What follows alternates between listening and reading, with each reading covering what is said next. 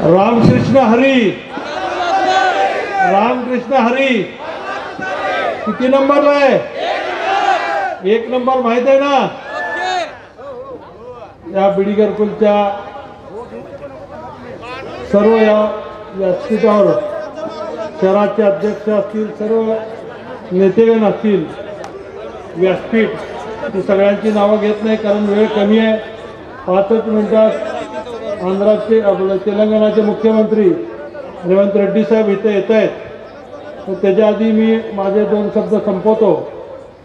मी बीडी घरकुलला खरं तर प्रचारासाठी येऊ शकलो नाही, कारण आपण सगळेजण जाणताय की बीडी घरकुल हे माझं घर आहे आणि त्यामुळं मला माझ्या घराची काळजी कधीच नाही। मला नेहमी माहिती आहे की तुमचं आणि माझं नातं असं आहे, हां, तुमचं आणि माझं नातं असं आहे की तुम्ही अडचणीत असताना मी धावून येतो आणि मी अडचणीत असताना तुम्ही सगळी कामं सोडून माझ्यासाठी धावून येता, बरोबर आहे ना? त्यामुळं या बिगाबागामध्ये आता काही लोक जे कधी दिसले नाहीत, 20 वर्षात त्यांना आमदार म्हणून आपण संधी दिली आणि ते 20 वर्षात कधी आपल्याकडे आले नाहीत। त्यांच्या काही लोकांच्या मार्फत फक्त पैसे देऊन त्यांना आपली फसवून मतं, कधी हिंदुत्वाच्या नावाखाली, कधी वेगवेगळे जुमले समोर आणून त्यांनी आपली मतं घेतली। पण त्या मताशी ते प्रामाणिक राहिले का? त्यांनी आजपर्यंत या बीडी घरकुलसाठी काय केलं का? या बीडी घरकुल सुरुवातीला जे बीडी घरकुल होतं त्या बीडी घरकुलमध्ये आपल्या सगळ्यांना माहिती आहे की सगळेजण इथं बोरचं पाणी पित होते, बरोबर आहे ना? पाणी कोणी आणलं? मग पाणी मी आणलं। ड्रेनेज कोणी केलं? या भागातले रस्ते कोणी केले? दिवाबत्ती कोणी केली? चांगली शाळा कोणी आणली? प्रत्येक ग्राउंड मध्ये आपल्याला आपले कार्यक्रम व्हावा ह्याच्यासाठी ग्राउंड सुशोभीकरण करून वेगवेगळ्या ठिकाणी हॉल कोणी बांधले? आपल्या गरिबांचे लग्न कमी पैशामध्ये व्हावेत हा उद्देश ठेवून आपण प्रत्येक ओपन स्पेसचा उपयोग जास्तीत जास्त लोकांसाठी केला। मी ज्या पहिल्यांदा इथं उभारलो होतो, फक्त म्हाडानी बांधलेल्या 3000 घरं आणि सर्वोदय नगर, मोमीन नगर हे जर सोडलं तर या भागात घरं नव्हती। पण आज किती घरं झाली इथं? मला वाटतं 3000चे घरं आता 30,000 झालेले। ज्या घरकुलमध्ये साधं पाण्याची लाईन नव्हती, बोरिंगचं पाणी पित होतो आणि जिथं ड्रेनेज नसल्यामुळं खड्डे करून आपल्याला ते खड्डे दर 6 महिन्याला भरत होते, अशा या घरकुलमध्ये आज आपण नागरी सुविधा दिल्यामुळं जे घरकुल तुम्हाला 20,000ला मिळालं, 21,000ला मिळालं ना, ते सुद्धा 20,000चं व्याज वाढलं होतं। मी सुशील कुमारजी शिंदे साहेब मुख्यमंत्री असताना ते संपूर्ण व्याज 100% माफ केलं, बरोबर आहे का? आणि आज आपल्या घराची किंमत किती झाली हो? देता का 20,000ला मला? नाही, मग कितीला आहे? 40। मग आज 40 लाख झालं। पण मी सगळ्या भाषणात 20च सांगितलं, मला आधी भेटला असतं तर मी सगळ्याला सांगितलं असतं 40 झाली। तर मला आपल्याला हेच सांगायचं आहे की एवढी किंमत मध्ये एका पत्रकारांनी मला सांगितलं की अण्णा एवढ्या झपाट्याने तुमच्या भागातले किमती वाढले, तुमची नोंद ग्रीनिज बुक ऑफ रेकॉर्डमध्ये केली पाहिजे। कारण कुठलाही व्यवसाय केला तर 20,000 ते 20 लाख होत नाही, होतात का? 25-30 वर्षामध्ये 20,000 ते 20 लाख कधीच होत नाही। पण ही कमी कशामुळे झाली? तर आपण केलेल्या कामांमुळं, आपण केलेल्या मतदाराशी प्रामाणिक राहिल्यामुळं, तुमच्या मताशी प्रामाणिक राहिलो, शहरातला सगळा निधी इथं ओढून आणण्याचं काम केलं आणि त्यावेळी सगळे विरोधक ओरडत होते सगळा निधी चालला बीडी घरकुलला, म्हणत होते का नाही ते दिवस? आणि विरोधक ओरडत होते। आज सुरेश पाटील साहेब सुद्धा आपल्याला साथ देण्यासाठी इथं उभा आहेत। ते काय पक्ष सोडलेले नाहीत, अजूनही भाजपचेच नगरसेवक आहेत, परंतु त्यांनी बघितलं की त्यांना सुद्धा ज्या पक्षाच्या आमदारांनी संपवण्याचा प्रयत्न केला त्या आमदाराला संपवल्याशिवाय मी स्वस्थ बसणार नाही, हे विचार घेऊन त्यांनी आज पेटून उठलेले आहे। आणि म्हणून नुसतं सोन्याचा धूर निघत होता एकेकाळी पूर्व भागामध्ये, धूर कधी निघतो, काहीतरी पेटल्याशिवाय निघत नाही, म्हणजे आधी पेटावं लागतं। आता जसं सुरेशांना पेटून निघालेले, आता प्रत्येकाने पेटून निघालं पाहिजे, तरच सोन्याचा धूर सोलापूरमध्ये निघणार आहे। आपल्याला माहिती आहे की भाकरी करताना महिला तव्यावर भाकरी टाकते, तसंच ठेवली तर काय होती, जास्त वेळ ठेवली तर भाकरी काय होत आहे, करपते ना। मग करपलेली भाकरी खायची का? अरे 20 वर्ष ठेवली, त्याला पलटी मारा की, मारणार का नाही? 20 वर्ष ठेवलेली भाकरी आता करपू द्यायची नाही, त्याला पलटी मारायची आणि चांगली भाकरी खायची। महेश कोटेंनी स्वप्न बघितलं नेहमीच बीडी घरकुलच्या लोकांसाठी, त्यांना नागरी सुविधा मिळवून देण्यासाठी स्वप्न बघितलं, त्यांना चांगलं शिक्षण होण्यासाठी स्वप्न बघितलं। आपली मुलं आज चांगल्या हुद्द्यावर आहेत, फॉरेन कंट्रीजमध्ये आहेत, डेप्युटी कलेक्टर झालेले आहेत, अनेक डॉक्टर आहेत, वकील आहेत। हे गरिबांची मुलं शिकून हे मोठे व्हावी, हे तात्यासाहेबांचं स्वप्न होतं आणि आज हे स्वप्न पूर्ण होत असताना मला मनापासून आनंद होत आहे। तात्यांची एकच इच्छा होती की त्यांना त्यांच्या पदरी कधीतरी आमदारकी मिळेल। अनेक वेळा त्यांचं नाव आलं आणि नाव गेलं, मी सुद्धा बऱ्याच प्रयत्न केला, एकदा आपल्या भागातून उभारलो, दोनदा तिकडे उभारलो, 3दा पराभूत झालो, परंतु मी कधी जिद्द सोडली नाही आणि तेच जिद्दीमुळेच मी ह्या भागाचा विकास करू शकलो। आज मात्र तात्यांनी आशीर्वाद द्यायचं ठरवलेलं आहे आणि ते तुमच्या रूपाने द्यायचं ठरवलेलं आहे। तुमच्या माध्यमातून ते आशीर्वाद मला मिळणार आहे ना? आशीर्वाद देणार ना? मग सगळेजण सांगा किती नंबरला आपण काय करायचं आहे, हात वर करून सांगा। जे मला मत देणार आहे त्यांनी हात वर करा। माझ्यासाठी कमीत कमी एक माणूस 100 मत गोळा करणार का? मी आपले मानावे तेवढे आभार कमी आहे, कारण या शहराला महेश कोटेची ओळख जर कोणी करून दिली असेल तर मी नेहमीच सांगतो ते बीडी घरकुलनी करून दिली। बीडी घरकुलनी जर मला साथ दिली नसती तर महेश कोटेला शहरामध्ये कुणी ओळखलं नसतं। आणि म्हणून मी कुठं जरी गेलो तर चालला बघा बीडी घरकुलचा नगरसेवक, बीडी घरकुलचा राजा, बीडी घरकुलचा ढाण्यावाल, हे लोक म्हणतात। कन्ना चौक मध्ये सुद्धा तुम्ही जाऊन विचारला तर कुठं जायचंय, बीडी घरकुलला। कुठल्या बीडी घरकुलला? जुना बीडी घरकुल महेश कोटेचं का आडम मास्तरचं, विचारतात का नाही? म्हणजे ही जी घरं बांधली, या घराला जे स्वरूप आणलं, त्यामुळं मला निश्चित आनंद आहे की नेहमीच आपण पाठीशी माझ्या राहिला आहे। पण आपलं स्वप्न अजून पूर्ण झालेलं नाही।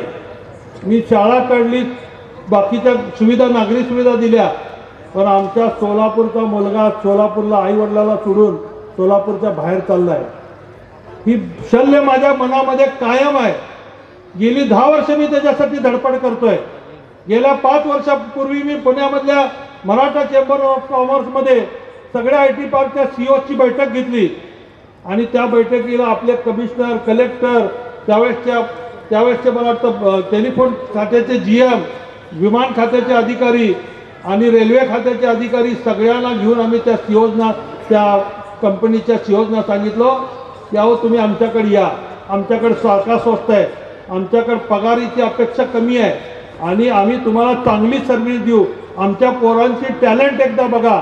म्हणून 5 वर्षापूर्वी मी ह्याच पालकमंत्री होते, त्या पालकमंत्र्याला सुद्धा त्या मीटिंगमध्ये घेऊन गेलो होतो। मी त्या शिवसेनेचा जिल्हा प्रमुख होतो। त्यांनी गेल्या इलेक्शनमध्ये जाहीरनाम्यात सांगितलं होतं की मी निवडून आल्यानंतर IT पार्क आणू, म्हणलं होतं का नाही? विचारा त्यांच्या कार्यकर्त्यांना, काढून बघा त्यांचा गेल्या वर्षाचा अजेंडा। त्यांनी जे हमी दिली होती लोकांना, आम्ही निवडून आल्यावर काय करणार आहे, त्याच्यामध्ये IT पार्क सुद्धा आणू हे त्यांनी उल्लेख केलेला होता। आणला का त्यांनी IT पार्क? केलं का काहीतरी प्रयत्न त्याच्यासाठी? काही केलं नाही। उलट महेश कोटे एक साधा नगरसेवक IT पार्कचं भूमिपूजन या ठिकाणी केलं, पवार साहेबाला आणलं। जे आज IT पार्क मधले महाराष्ट्राचे दिग्गज आहेत ते पंचशील ग्रुप,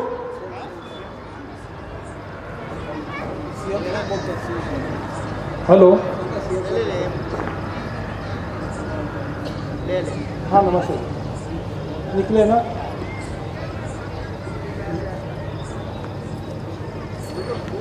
नहीं ये कोई नहीं यस डायरेक्ट स्टेज पे आ जाइए आप आए बराबर डायरेक्ट सीएम साहब बात करेंगे यस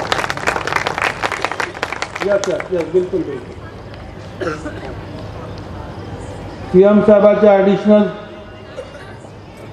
त्यांचा ह्याचा फोन होता सीएम साहेब इथं मोजून 10 मिनिटांमध्ये पोहोचतायत कुणी त्यांचा सत्कार किंवा कुणी त्यांना थांबवू नका आल्याबरोबर ते भाषण करणार आहेत आणि मग कुणाला भेटायचं असेल तर ते भेटणार आहेत असा त्यांचा सीएम साहेबांचा निरोप आहे मी जास्त वेळ घेणार नाही म्हणून मी अध्यक्षांना सांगितलं तुम्ही जरा मला पहिला चान्स द्या आणि अध्यक्षांनी नेहमीच मला चान्स दिलेला आहे आता सुद्धा आपल्याला माहिती आहे की अनेक नेते माझ्या तिकिटासाठी प्रयत्न केले मला तिकीट मिळवून दिलं पवार साहेबांनी विश्वास दाखवला आणि पवार साहेब हे महाराष्ट्रातले आयटीचे जनक आहेत पवार साहेबांनी तो महाराष्ट्रामध्ये पुण्यामध्ये आज पंचशील ग्रुपमध्ये 5 लाख मुलं आणि मुली काम करतायत पवार साहेबांचं दुसरं जे मगरपट्ट्यामधलं IT पार्क आहे सतीश मगर त्याचे प्रमुख आहेत तिथं जवळजवळ 2 लाख लोक काम करतायत म्हणजे 7 लाख लोक हे पुण्यामध्ये IT क्षेत्रामध्ये काम करतायत आणि आपल्याकडे मात्र अजून 700 सुद्धा नाही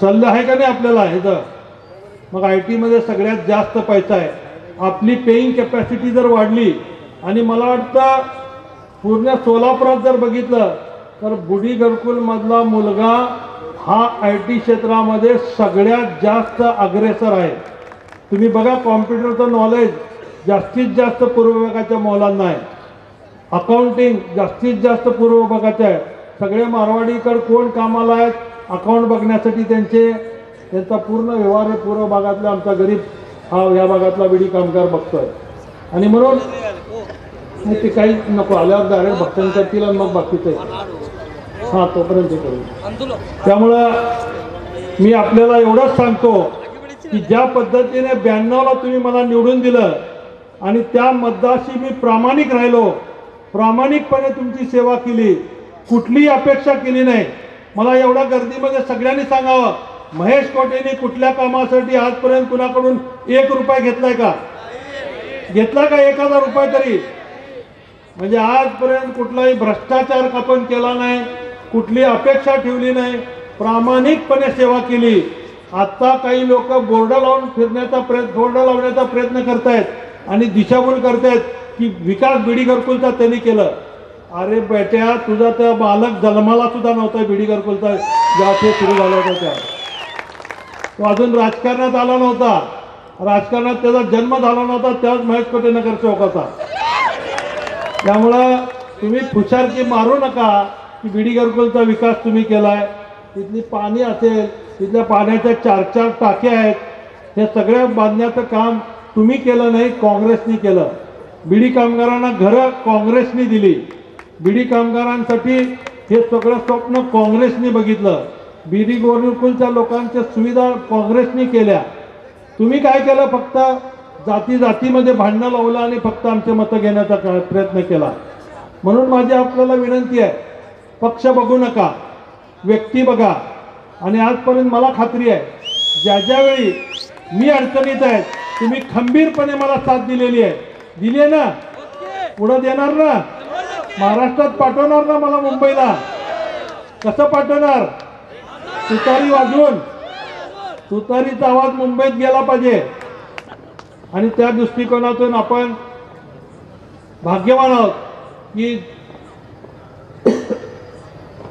तेलंगणा एक काळ होता बघा की लोक आंध्रमधून त्यावेळेस पुण्याला आणि मुंबईला जगाला येत होते काही लोक गमतीने सांगतात की सोलापूरचं स्टेशन आल्यावर लाईट बघितली आणि लोकांना वाटलं मुंबई आलं म्हणून सोलापूरला राहिले ते अजून सोलापुरातच आहेत असं थोडंसं गमतीने जरी म्हणत असले तरी सुद्धा आपण इथं आल्यानंतर आपली प्रगती मोठी केली शैक्षणिक संस्था काढली ज्या महाराष्ट्रात आपण राहतो त्या महाराष्ट्राच्या मातीशी आपण प्रामाणिक राहिलो मराठी माध्यमांच्या शाळेला मला वाटतं आता 125 वर्ष झाले म्हणजे 125 वर्षापूर्वी आपण आंध्रामधून इथं आलो आणि आल्यानंतर ह्या भूमीशी एकरूप झालो, या भूमीचे सगळे हे आपण एकत्र झालो. पण आज 10 वर्षात या लोकांनी या महाराष्ट्राला अडचणीत आणलं या युतीच्या सरकारने. म्हणून तुम्ही बघताय की आज आपले लोक आता परत उलट तेलंगणाला आणि आंध्रला चाललेत का नाही? तेलंगणाला पोट भरायला परत चाललो का नाही आपण? म्हणजे एक काळ होता की आपण महाराष्ट्राला पोट भरायला येत होतो, आता गंगा उलटी व्हायला लागलेली आहे. आपल्याला परत रिटर्न जायची पाळी यायला लागली. का? तर याला कारणीभूत हे आता सध्या असलेलं युतीचं सरकार आहे. या सरकारने आपल्यासाठी काही केलेलं नाही. आपला नंबर किती आहे? सगळ्यांनी हात वर करून दाखवा किती नंबरला आहे. सगळेजण मतदान करणार ना?